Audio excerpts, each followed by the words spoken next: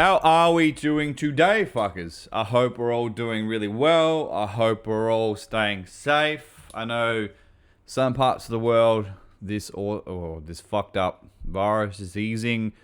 Other places, including where I'm at, we're having a bit of an increase. So again, stay safe. Wash your hands. That's been a pretty predominant message throughout this channel as well. And I guess it will always be until it kind of goes away. So yeah, make sure you're safe. Be responsible and don't be a dickhead, I guess. But welcome to today's video. This is very exciting. This is a Let's Talk.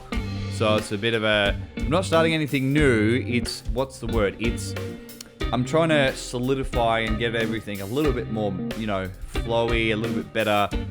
So this is where I talk about stuff. Let's talk. This is a Let's Talk episode about the PS5. This is really, really exciting. I know the opinions have been a little bit, decisive about the design, the launch. There's been rumors about a price as well. I think there was something like £499, which has been leaked. So anywhere from, what do we look at, 750 to 1.2, depending on where we're at,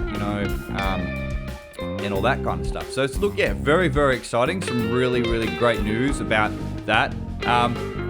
But I have found some things out that have kind of, not made me worried, but have kind of gone, ooh, I wasn't expecting that. So, but look, let's just jump straight into it. A little bit of a background with me. I'm a Sony man. I have previously owned Xbox. I've never bought one. My brother has owned a couple. Every time we've owned one, they've always, every single time, red ring of death. Whereas I've had a PS1 since it was my very first console. It still works. Back in my hometown, I fired it up, it still works. I left the volume up too loud and it was just like, that starting screen rocked the whole house. So it's really, really cool. And I don't know, I just love Sony's take. It's a little bit darker. But anyway, let's move on. I don't want to talk about that. So look, if you're Xbox, cool. I feel sorry for you. No, fuck you. It's all good. It's all fun and games. So look, what I want to discuss is the features. The PlayStation 5 features. What I expected, rumors, to what's kind of been confirmed. Now we haven't even had a release date or anything yet, so it's going to be quite interesting. So yeah, but on other news as well, a quick plug. Raid Shadow Legend. No. I'm fucking not sponsored by that at all. So what I do want to plug though is I am releasing a single of my EP that is releasing probably around, what are we looking at? Probably around the end of July. Yeah, the single's probably going to be in a couple of weeks, maybe early July, and then maybe even August, depending on, delays and stuff. So check it out. My first album is up there, Bedlam and Squalor on Spotify. I'm going to edit something there. But the first single is coming out, which is going to be called Safe. It's a bit of a jazzy lounge funk instrumental track, which is really, really cool. I've got some great musicians. A big shout out to Vasali and Dakota for playing on that for me. They're absolute legends. So yeah, and I've got an actual playthrough of me drumming ready to go. So just waiting on it to hit the stores, and we can I can start sharing it. I might even drop the album cover. The EP is called Deciduous. So it's Bedlam and Squalor Deciduous. Very, very excited to check this out. So make sure you keep tuned with that. I'll be releasing some more news and stuff as well. But yeah, PS5. Anyway, let's segue into the PS5. Now, so number one of the features is, as you guys have known, there's going to be no loading times or very, very minimal loading times. Now, a comparison for that is that I think they released this. This is one of the first details we got as well, which is quite surprising. How they're going to implement it and how it's actually going to function is another story, but we'll have to see how we go. So, reportedly, so for instance, the PS4 Pro, when you chuck Spider-Man in, if you've played Spider-Man game, takes about 8.10 seconds to load. Now, that's fucking amazing. Same thing to load on the PS5, takes 0.8 of a second. That is, I can't even process that. It's like, whoa. So That's going to be really interesting. Now, there have been, I'm not sure if you remember a couple of generations ago, there was games that were saying no loading times. And all they did was they hid the loading time in, like, for instance, in Spider-Man, you travel on the train, or I think it was Tony Hawk's American Wasteland when they kind of first did this. You jumped on a bus.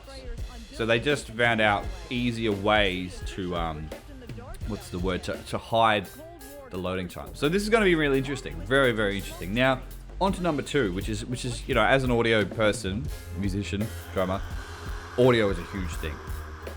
What's been confirmed is it's 3D immersive audio. What that means is we're going from stereo sound to something like a surround sound. So anyone who's interested in home theater, stuff like that, you know, you would have come across things like Dolby Atmos, which is obviously a proprietary for Dolby. Bose is, was it their phase guide technology in their soundbars?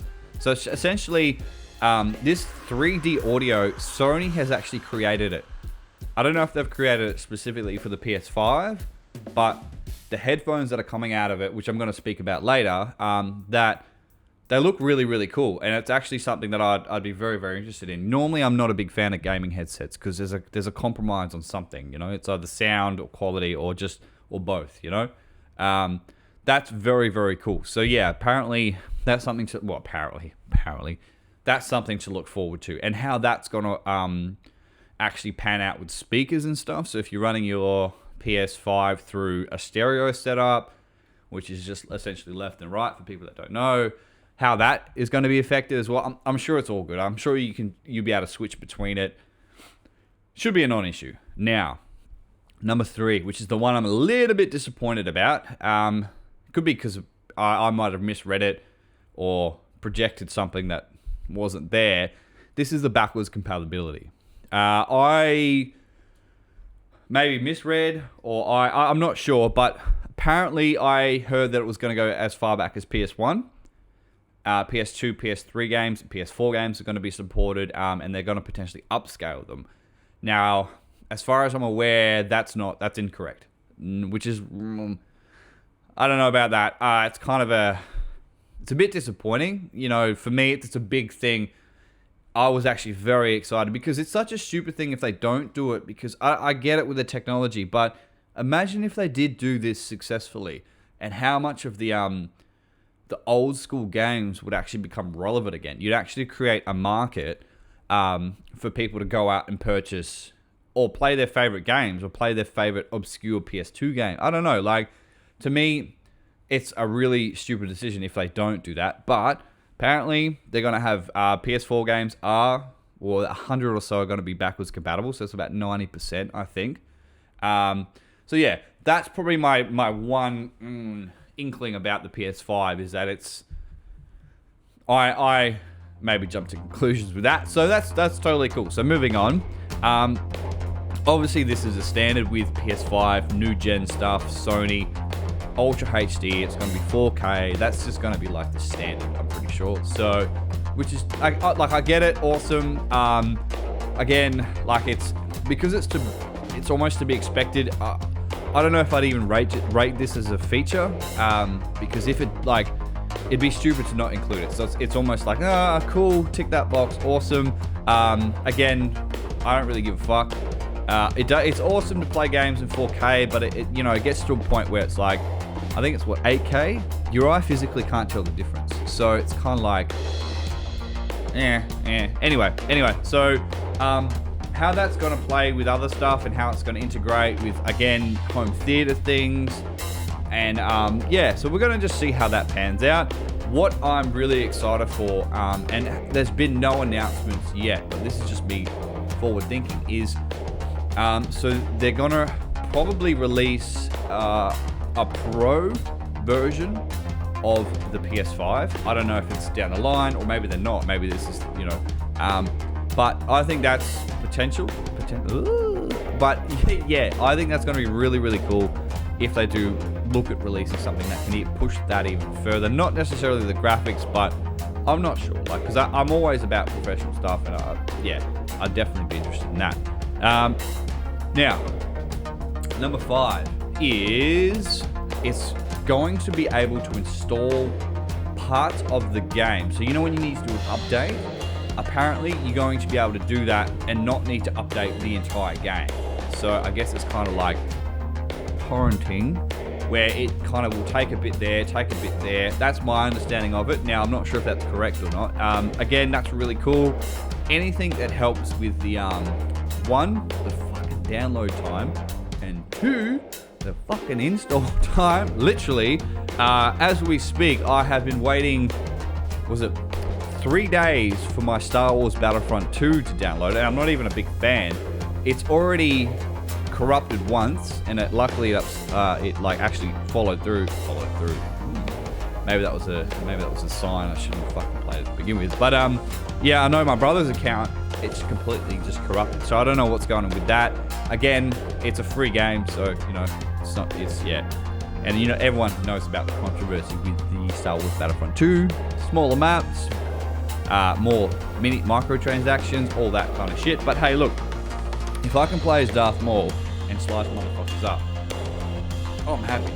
But now, now this is a kind of a point. So I'll give you some specs as well. So this is Greek. I don't know what fucking this means. So the CPU is, I've actually got notes that I'm trying to read. So the CPU is a Zen 2 CPU. I don't know what the fuck that means, but the release date, that's what we need to talk about. The release date, you're looking at about, it says holiday 2020. There've already been about 25 games, not confirmed for that release date, but that are coming. One game I'm hugely excited about. I saw this and pretty much went, yeah, I'm gonna have to buy this now. It is a remastered version of Demon's Souls. I played Demon's Souls more than the original Dark Souls game.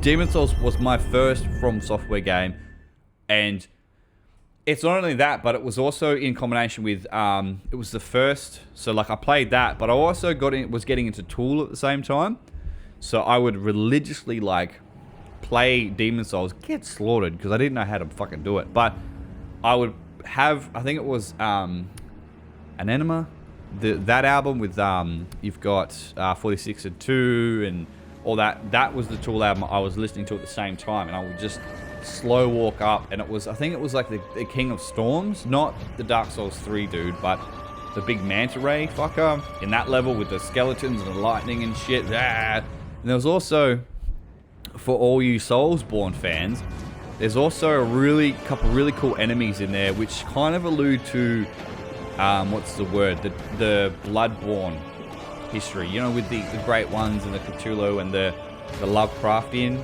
aspects. That's a lot more prominent. There's a lot more kind of enemies that have those traits in Demon's Souls, which is fucking awesome. So, saw that game and went, yeah, I'm gonna have to buy this. Obviously, there's a Spider-Man game coming out, like awesome, but there's something like this 15 Spider-Man games, not on PS4, but like just in general. So I'm a bit like, oh, great, awesome. Anyway, if you like Spider-Man, I guess that's great, but if not, it's kind of like, yeah, awesome. What other ones are there? So there's, another one I'm really excited for, Assassin's Creed Valhalla, the Viking one. If it's done right, this is going to look really good. This is going to play really good, I mean. It already looks awesome.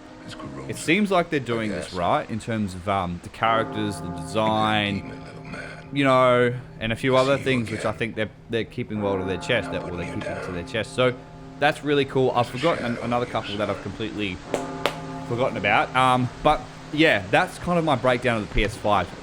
I'm very excited. I'm going to have to wait and see what happens in terms of, you know, they confirm the pricing, that kind of stuff. And another amazing thing, there's actually going to be, on launch, a whole range of accessories. So this includes headphones, awesome, like some premium Sony headphones, that's going to be fucking kick-ass. Number 2 that I'm really excited about, and I know it's trivial, a proper media remote. Holy shit, I am so keen. I was going to buy one for the PS4, but they're kind of, I don't know, they just seem a bit off. You can get the cloud one, and there's an official Sony one that I think they've discontinued, and it looks like an old, like a remote from the 80s. This new remote looks awesome. And like for me, because I've got a bit of an analog setup where I physically have to get up and turn my sub and adjust the volume there, to have an actual remote that, you know, that I can just go for the Sony. Oh, yeah, praise the Lord. I'm fucking happy about that. So little things, very, very exciting. This is going to be very, very interesting. And obviously you've seen all the memes and stuff about it. The best one I saw was with Perfect Cell with the PS5 in his head. And it was like Super Saiyan Trunks as the Xbox Series X, I think I don't know what it's called. And they're like, kind of, yeah, better than you. And then Trunks is like, oh, really? Boom, punches him in the gut. So this is really exciting time. I think the competition between the two can work really, really well. Now, I think Sony have pretty much nailed their, especially with the current climate, you can't have, what's the word? You can't have like Comic Cons, you can't have gaming expos, E3, all that shit, which is good. E3 turned into one of the cringiest fucking events ever. And there's a bit of a rule of thumb. So anything that gets hyped for at E3 is usually pretty shit. But I think this is really good that Sony and Xbox, Microsoft, I'll give them the credit that they have adapted to the current challenges. And they've actually done it in a different way. Like Sony did that full broadcast, was that hour and a half, where they full deep dive into the specs. So very, very exciting. And that's the end of the video. Roll credits. But thank you guys for staying with me. If you're a gamer, maybe leave a comment. Let me know what your favorite game is. What are you excited about? Do you reckon Assassin's Creed is going to be really cool? Drop a comment. If you can like and subscribe, that'd be fantastic, because that'll make my life way better, because I love everyone. Yes, I do. But anyway, thank you so much for joining me, guys. I hope you are well. I hope you're staying safe. But also, you know, have some fun. I know it can be pretty, mental health-wise, can be pretty fucked up staying locked down for a little bit. So make sure you keep that in check. Be happy. Listen to some music you love. Listen to some music you don't love. Have a laugh. But anyway, I'm going to run credits now. All the best, guys. If I get any more information, I might do a follow-up video with this. I don't know, PS5 features part 2. But yeah, I think it's Tech Review that I got all these points off in terms of the specs. So big shout out to those guys. Remember, Bedlam and Squalor, Deciduous, coming out end of July. The single is literally awaiting fuck that up. The single is awaiting approvement. Yes, that's a word. I'm going to stick with it, and fuck yes. Anyway, that's going to be coming soon. So I'll keep you guys in touch. Check out my other music as well on Spotify. I'm going to try and drop a link here if that works. All the best, guys. Peace out. Much love.